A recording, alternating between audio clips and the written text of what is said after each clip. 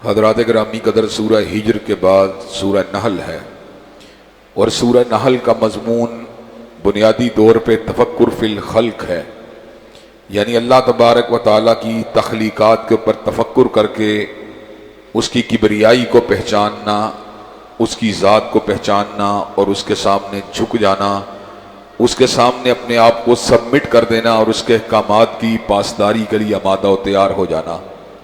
آپ نے سورہ غاشیہ کو جب پڑھا ہوگا تو اس میں الفاظ ہیں افلا ینظرون الی الابل کیف خلقت والی السماء کیف رفعت والی الجبال کیف نصبت والی الارض کیف سطحت۔ اب اس کے اندر جتنی چیزوں کا ذکر کیا گیا کہ اللہ تبارک و تعالیٰ نے کیسے آسمان کو اٹھایا ہے، کیسے زمین کو بچھایا ہے، کیسے پہاڑوں کو لگایا ہے، کیسے اونٹ کو بنایا ہے، اس کا مقصد بنیادی طور پہ یہ ہے کہ انسان جب ان تمام تخلیقات کے اوپر غور کرے گا تو اپنے خالق و مالک کی قوت تخلیق کا معترف ہو جائے گا، اور اس کے ذہن میں یہ بات آئے گی میرا اللہ اتنا بڑا ہے، اتنا بڑا ہے، تو مجھے اس کے سامنے جھک جانا چاہیے۔ سورہ نحل کے اندر بھی اللہ تبارک و تعالیٰ نے اپنی قدرت کی بہت سی کار فرمائیوں کا ذکر کیا کہ میں کتنا لطیف ہوں، میں کتنا بڑا خالق ہوں۔ اللہ تبارک و تعالیٰ نے سواریوں کا ذکر کیا کہ والخیل والبغال والحمیر لترکبوها وزینہ، کہ تم گھوڑوں کے پر، گدوں کے پر اور ہچروں کے پر چڑھتے ہو، سواریاں کرتے ہو، اور ان کا ہونا تمہارے لیے ایک زینت کا سبب بھی ہے۔ انسان کے پاس جس طرح اچھی گاڑی ہوتی ہے تو اس کے دل کو ایک اچھی خوشی کی کیفیت اس گاڑی کی وجہ سے پیدا ہوتی ہے، اسی طرح اللہ تبارک و تعالیٰ نے ہماری سواریوں کو ہمارے لیے مزین فرما دیا ہے۔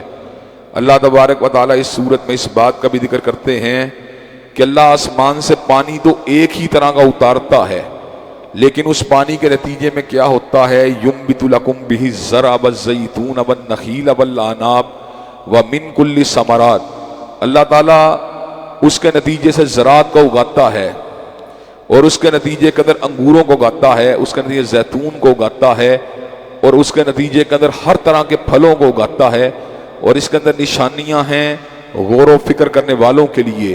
اللہ تبارک و تعالیٰ اس صورت میں اس بات کا بھی ذکر فرماتے ہیں وَإِنَّ لَكُمْ فِي الْأَنْعَامِ لَعِبْرَةً، کہ جانوروں کے اندر ہمارے لیے بہت بڑا سامان عبرت ہے، سامان غور و فکر ہے۔ نُسْقِيكُم مِّمَّا فِي بُطُونِهِ مِن بَيْنِ فَرْثٍ وَدَمٍ لَبَنًا خَالِصًا سَائِغًا لِّلشَّارِبِينَ، کہ اللہ تبارک و تعالیٰ نے اس کے جسم میں سے تمہارے لیے ایک ایسے دودھ کو جاری کیا ہے جس کے ایک طرف سے گوبر گزر رہا ہوتا ہے اور ایک طرف سے لہو جاری ہوتا ہے۔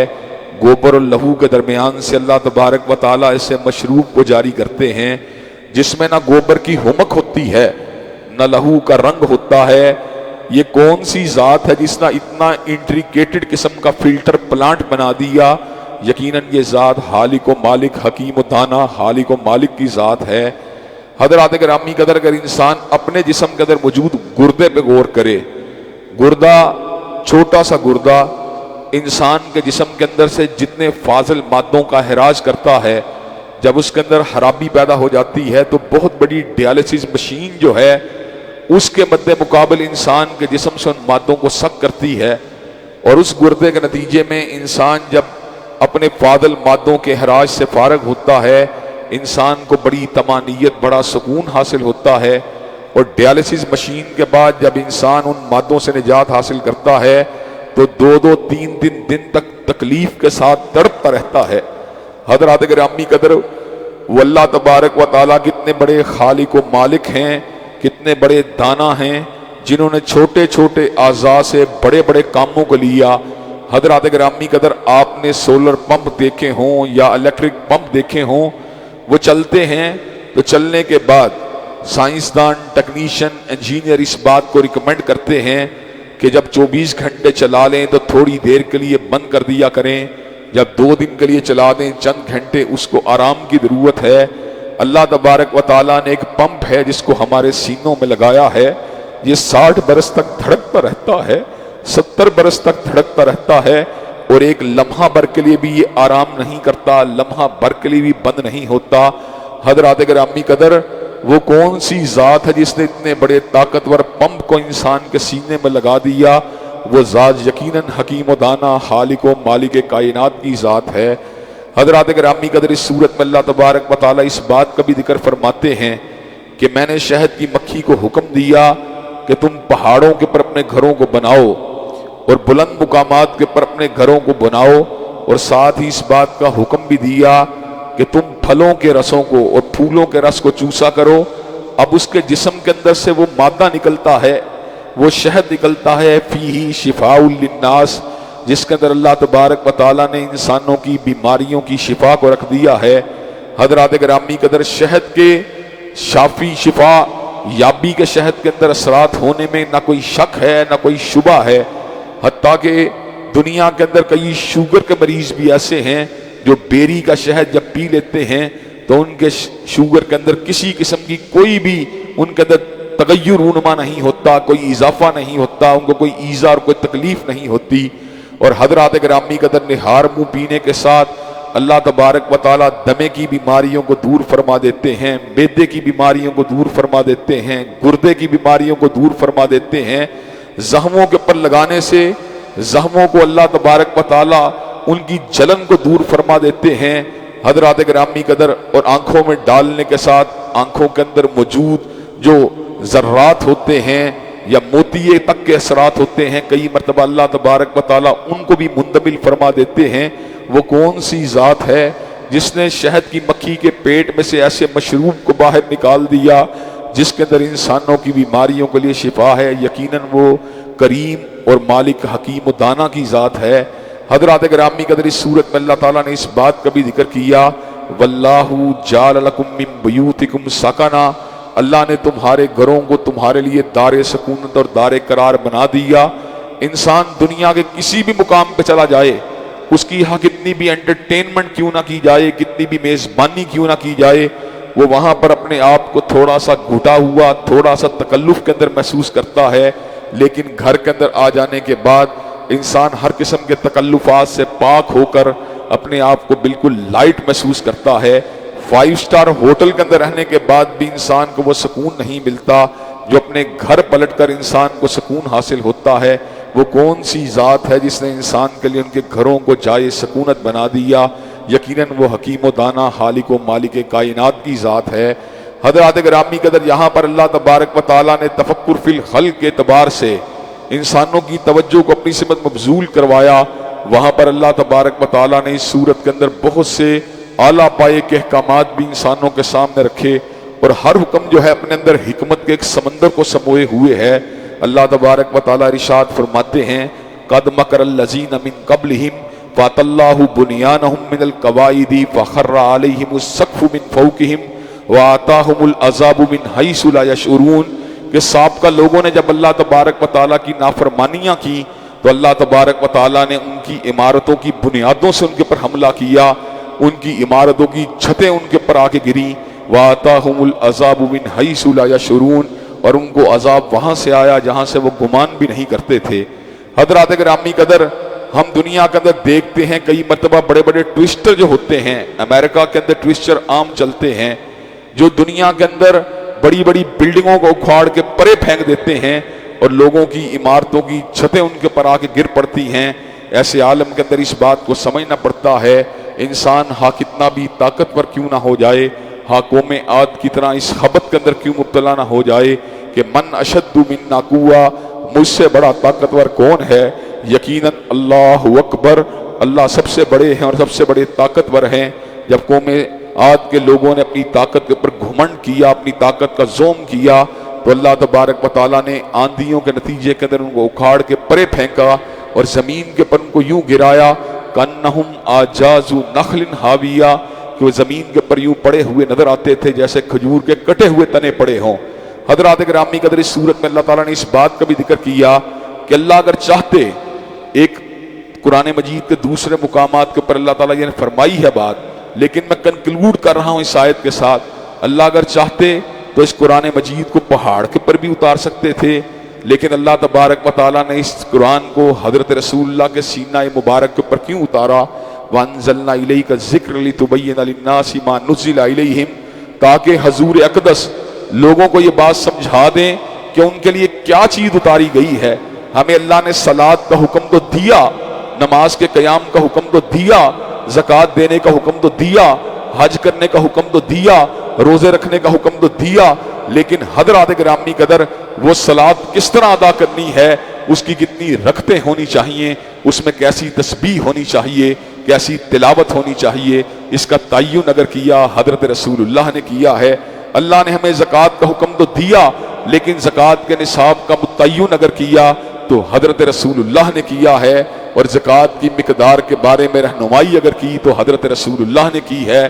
اللہ نے ہمیں حج کا حکم تو دیا، لیکن کن تاریخوں میں حج ہونا چاہیے، اگر حضرت رسول اللہ کی رہنمائی نہ ہو تو انسان تنہا قرآن سے حج کو ادا کرنے کی سخت نہیں رکھتا۔ حضرات گرامی قدر حج کا آغاز 8 تاریخ سے ہوتا ہے، 12 یا 13 تاریخ کو حج مکمل ہوتا ہے۔ وہ کون تھا جس نے ان چیزوں کا تعین فرما دیا؟ وہ حضرت رسول اقدس کی ذات تھی۔ صفا مروہ کی اللہ نے سعی کا حکم تو دیا، لیکن سعی 3 چکروں کی ہونی چاہیے کہ 5 چکروں کی ہونی چاہیے کہ 7 چکروں کی ہونی چاہیے، اور چکر جو ہے اس کی تکمیل کے لیے صفا سے مروہ اور واپس صفا تک آنا چاہیے، یا صفا سے مروہ تک جانے پہ ایک چکر مکمل ہوتا ہے۔ اس بات کی توضیح اگر کی ہے تو حضرت رسول اللہ نے کی ہے۔ حضرات گرامی قدر دین کیا ہے؟ یا رب کے قرآن کا نام ہے، یا کالی کملی والے آقا کے فرمان کا نام ہے۔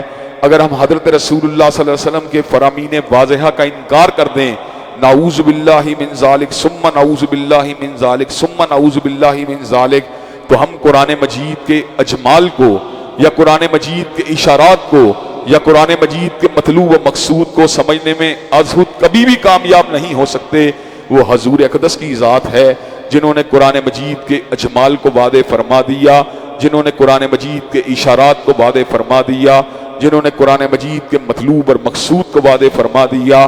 چنانچہ ہمیں ہر صورت کتاب اللہ کو سمجھنے کے لیے حضرت رسول اللہ کی سنت کے ساتھ تمسک کو اختیار کرنا چاہیے۔ حضرات گرامی قدر اس صورت میں اللہ تعالیٰ نے اس بات کا بھی ذکر کیا، ان اللہ یامر بالعدل والاحسان، کہ اللہ تبارک و تعالیٰ عدل کا بھی حکم دیتے ہیں اور احسان کا بھی حکم دیتے ہیں۔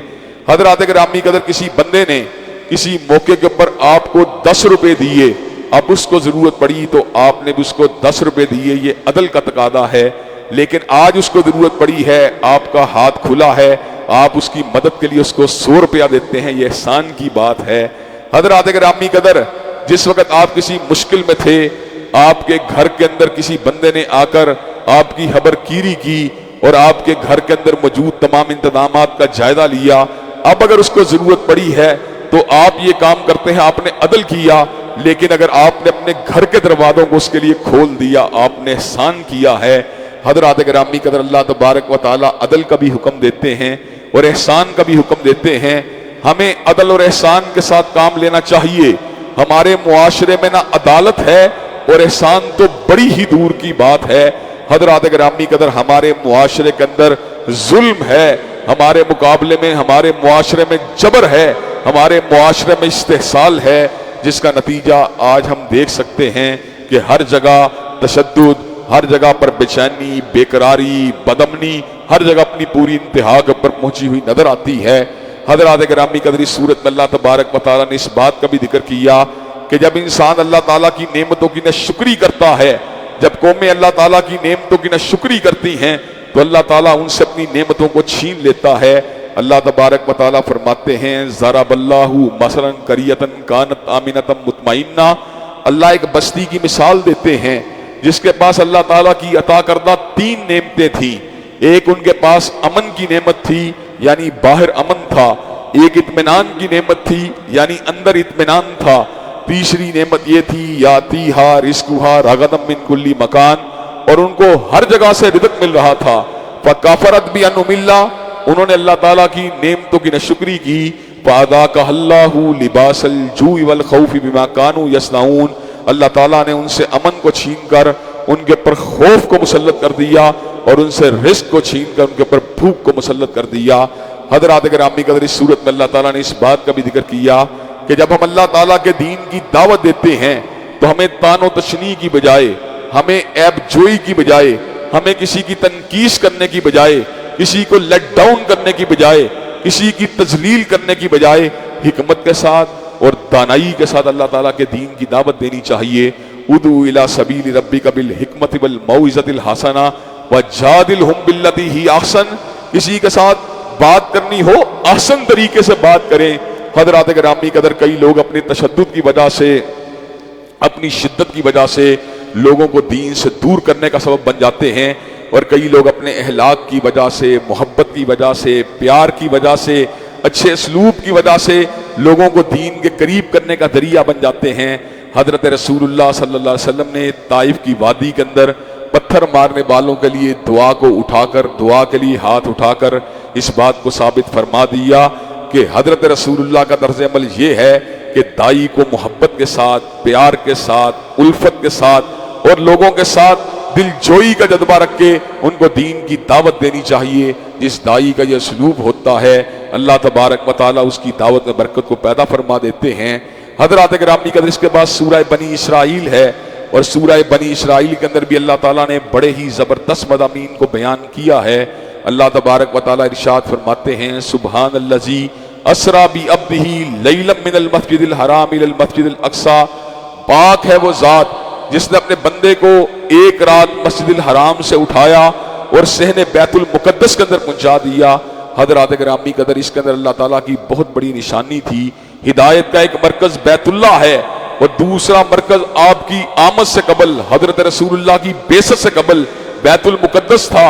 अल्लाह ताला ने आपको नबीयुल किबलतैन बनाकर इस बात को साबित कर दिया कि आप कायनात के अंदर सबसे बड़े मुक्तदा, सबसे बड़े पेशवा और नबीयुल किबलतैन हैं। और वहां पर एक बहुत बड़ा मौजज़ा रूनुमा हुआ। अल्लाह ताला ने साबिक़ अंबिया को आपकी इमामत के अंदर जमा फरमा दिया। हजरत रसूल अक़दस को मुसल्ला इमामत पे खड़ा किया गया। आपने जिब्रील अमीन से पूछा ये कौन लोग आए हैं? कहा ये आपसे पहले वाले नबी आए हैं। कहा ये दुनिया से चले गए थे। कहा दोबारा भेजे गए हैं। कहा किस लिए भेजे गए हैं? कहा नमाज को अदा करने के लिए। हजरत रसूलुल्लाह को मुसल्ला इमामत पे खड़ा कर दिया गया और आपको इमामुल अंबिया बना दिया गया और कायनात के लोगों पे साबित कर दिया गया कि आप फकत आने वालों के इमाम बन के नहीं आए बल्कि जाने वालों के भी इमाम हैं। हजरात गिरामी कदर इस सूरत में अल्लाह तबारक व तआला ने बहुत सी अहलाकी तालीमात का भी हुक्म दिया और इस बात का जिक्र किया कि वालिदैन के साथ हर कीमत के ऊपर एहसान वाला सलूक होना चाहिए। अगर उन दोनों में से कोई एक या दोनों बुढ़ापे के आलम में पहुंच जाएं और उनकी तबीयत में कोई खिंचाव पैदा हो जाए तो उनको उफ तक भी नहीं कहना चाहिए, झड़कना भी नहीं चाहिए, और जब भी बात करनी चाहिए प्यार के साथ, मोहब्बत के साथ, अदब व एहतराम के साथ करनी चाहिए। उनके सामने कंधों को झुकाना चाहिए और अल्लाह ताला से इस बात की दुआ मांगनी चाहिए, रब्बिरहमुमा कमा रब्बयानी सगीरा। ए मेरे परवरदिगार इन पे वैसे ही रहमत फरमा जैसे बचपने के अंदर ये मेरे ऊपर रहमत फरमाते रहे। हजरात गिरामी कदर दुनिया मुकाफात अमल की बहुत बड़ी तस्वीर है। जो बंदा अपने वालिदैन की हिदमत करता है अल्लाह ताला उसकी औलाद में ऐसे जोहर को पैदा करता है कि उसकी औलादें भी बुढ़ापे के अंदर उससे मोहब्बत करती हैं, उससे वफा करती हैं। हजरात गिरामी कदर जो लोग अपने वालिदैन से बेवफाइयां करते हैं उनको गोशा नशीनी की जिंदगी में धकेल देते हैं, उनको तन्हाई की जिंदगी में धकेल देते हैं। फकत 15-20 बरस के बाद वो वक्त आ जाता है जब इंसान अपनी औलाद पे डिपेंडेंट होता है, उसके आसाब कमजोर होते हैं, औलाद जवान होती है, जवान औलाद उसके सामने सीना तान के खड़ी हो जाती है।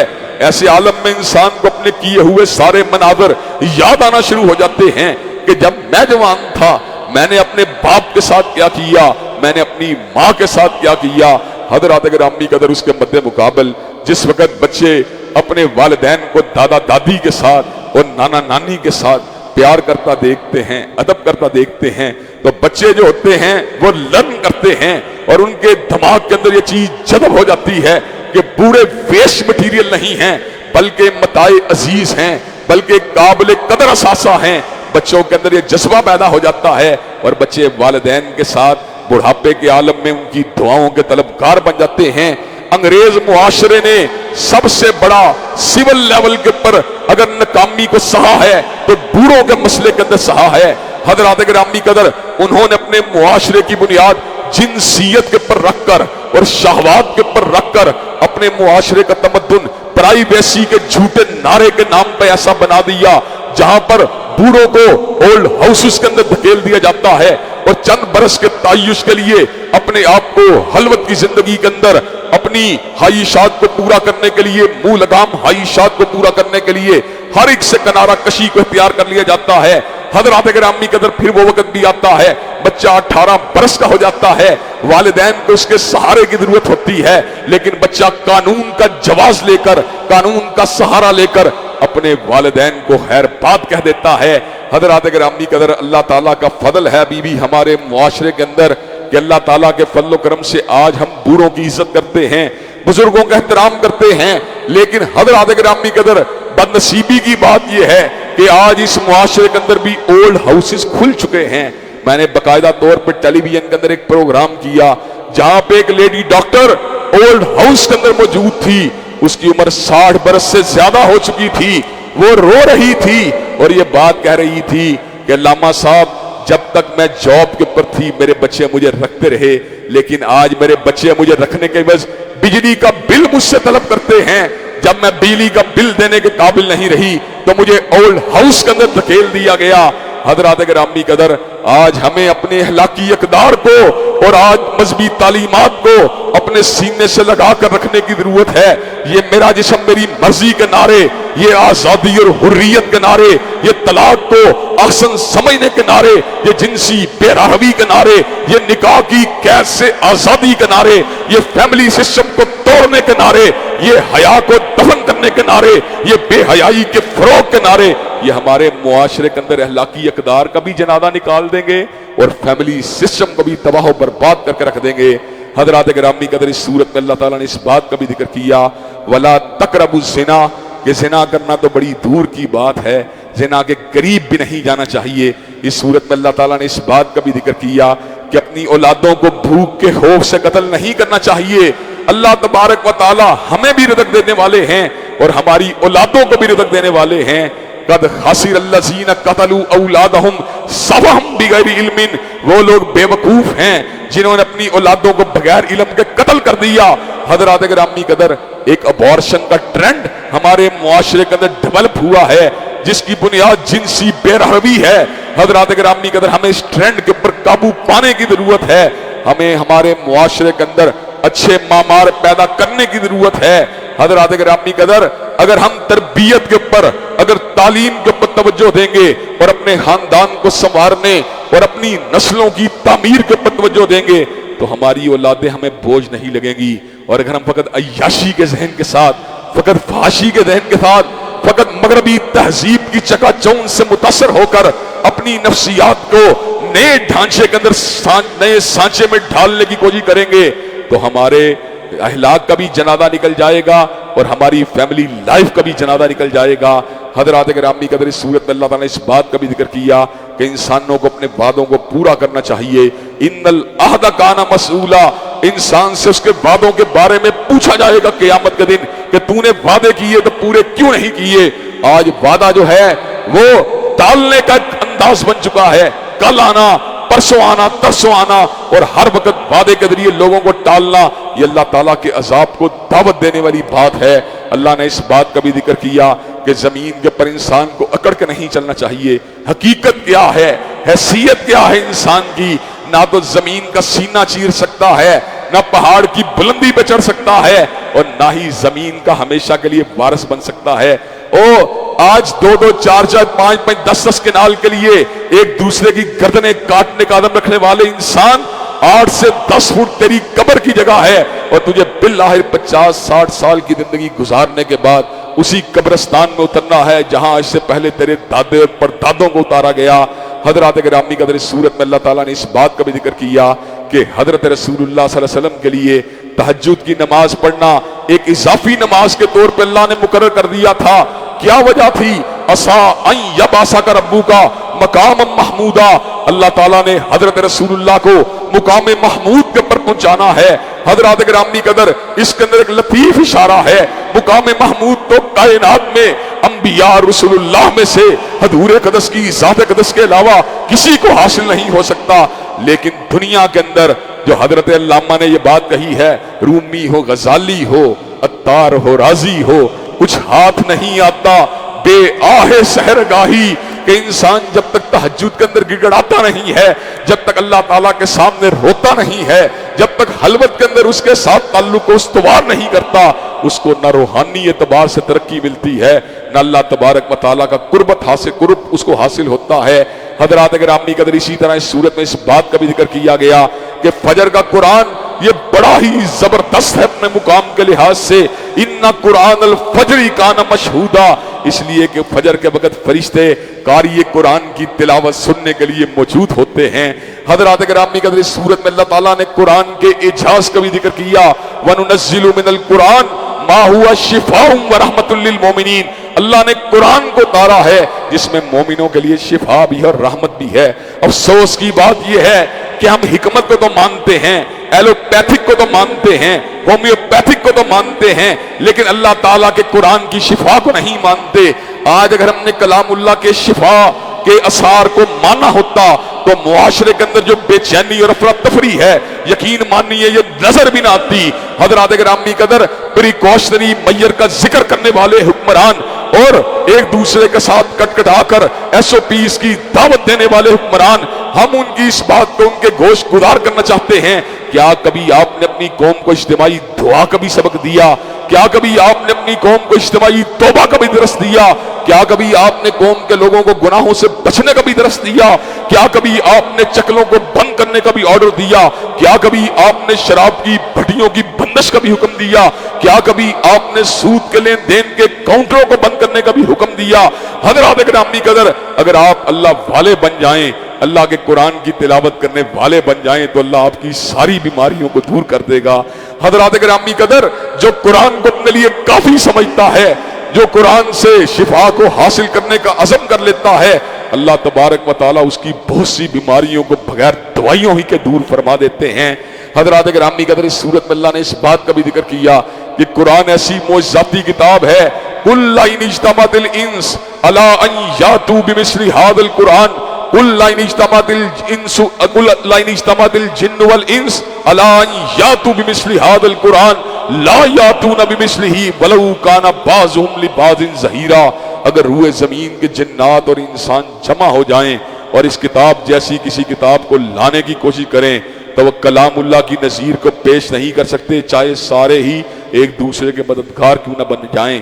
حضرات گرامی قدر، آخری مضمون جو اس سورت کا جس وقت اپنی گفتگو کو وائنڈ اپ کروں گا وہ بڑا ہی زبردست مضمون ہے، اور وہ مضمون کیا ہے؟ لوگ حضرت رسول اللہ سے پوچھا کرتے تھے یسالونک عن الروح، روح کی حقیقت کیا ہے؟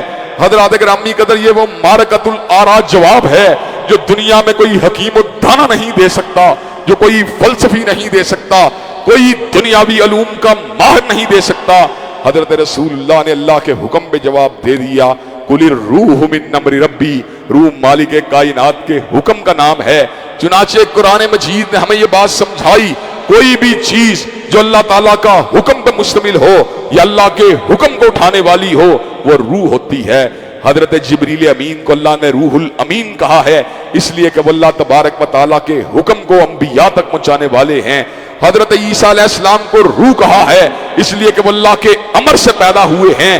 حضرت آدم کو روح کہا ہے، اس لیے کہ وہ اللہ کے حکم سے پیدا ہوئے۔ حضرات گرامی قدر، اسی طرح اللہ تعالیٰ نے قرآن مجید کو بھی روح کہا ہے، وَكَذَلِكَ أَوْحَيْنَا إِلَيْكَ رُوحًا مِّنْ أَمْرِنَا، ہم نے آپ کے اوپر روح کا نزول فرما دیا۔ اسی طرح انسان کے وجود میں روح کیا ہے؟ وہ میرے پروردگار عالم کے حکم کا نام ہے۔ جب اللہ تعالیٰ کا حکم آ جاتا ہے انسان کے وجود سے روح نکل جاتی ہے، انسان کے اوپر موت کی مدہوشیاں جو ہے طاری ہو جاتی ہیں۔ اللہ تبارک و تعالی ہم سب کو صحیح معنوں میں کتاب اللہ کے مضامین کو سمجھنے والا اور ان کے پر عمل کرنے والا بنائے۔ وآخر دعوانا الحمدللہ رب العالمین۔ الحمدللہ رب العالمین الرحمن الرحیم مالک یوم الدین، ایاک نعبد و ایاک نستعین، اہدنا الصراط المستقیم صراط الذین انعمت علیہم غیر المغضوب علیہم ولا الضالین آمین۔ الف لام میم اللہ لا الہ الا هو الحی القیوم و الہکم الہ واحد لا الہ الا هو الرحمن الرحیم۔ اللہم صلی علی محمد وعلی آل محمد کما صلیت علی ابراہیم وعلی آل ابراہیم انک حمید مجید۔ اللہم بارک علی محمد وعلی آل محمد کما بارکت علی ابراہیم وعلی آل ابراہیم انک حمید مجید۔ اے اللہ ہم سب کے گناہوں کو معاف فرما، اے اللہ ہم سب کی تکلیفوں کو رفع فرما، اے اللہ ہم سب کی بے چینیوں بے قراریوں کو دور فرما، اے اللہ ہم سب کے گھروں میں امن و سکون اور راحتوں کا نزول فرما۔ اللہ جتنی تکلیفیں آ چکی ہیں ان پہ صبر کرنے والا بنا۔ اللہ آئندہ آنے والی زندگی میں ہر تکلیف سے اور آزمائی سے ہم سب کو محفوظ و مامون فرما۔ اے اللہ دین و دنیا کی اعلیٰ ترین کامیابیوں کا برانی سے ہمکنار فرما۔ اللہ دنیا و آخرت کی ذلت اور رسوائیوں سے محفوظ و مامون فرما۔ اے اللہ رمضان کی راتوں کے قیام کو قبول و منظور فرما۔ اللہ دن کے روزوں کو قبول و منظور فرما۔ اے اللہ اسلام والی زندگی ایمان والی موت نصیب فرما۔ اے اللہ سعادت والی زندگی خوشبختی والی موت نصیب فرما۔ اللہ کلمے والی زندگی کلمے والی موت نصیب فرما۔ اللہ چھوٹی چھوٹی نیکیوں قبول و منظور فرما۔ اللہ بڑی بڑی خطاؤں کو معاف فرما۔ اللہ جتنے لوگ توحید پہ فوت ہوئے ان کی باقی خطاؤں کو معاف فرما۔ اللہ جتنے والدین دنیا سے رخصت ہو گئے اللہ ان کو معاف فرما۔ اللہ جتنے لوگ مساجد کی خدمت کرنے والے دنیا سے چلے گئے ان کی خطاؤں کو معاف فرما۔ اللہ اس مسجد کو قیامت کی دیواروں تک کے لیے مینارہ نور بنا۔ اللہ ہم سب کو مسجدوں کو آباد کرنے والے لوگوں میں شامل فرما۔ اللہ جائز دلی تمناؤں کو قبول و منظور فرما۔ اللہ اسلام والی زندگی اور خیر والی موت نصیب فرما۔ ربنا آتنا فی الدنیا حسنۃ وفی الآخرۃ حسنۃ وقنا عذاب النار۔ اللہم صلی علی محمد وعلی آل محمد کما صلیت علی ابراہیم وعلی آل ابراہیم انک حمید مجید۔ اللہم بارک علی محمد وعلی آل محمد کما بارکت علی ابراہیم وعلی آل ابراہیم انک حمید مجید۔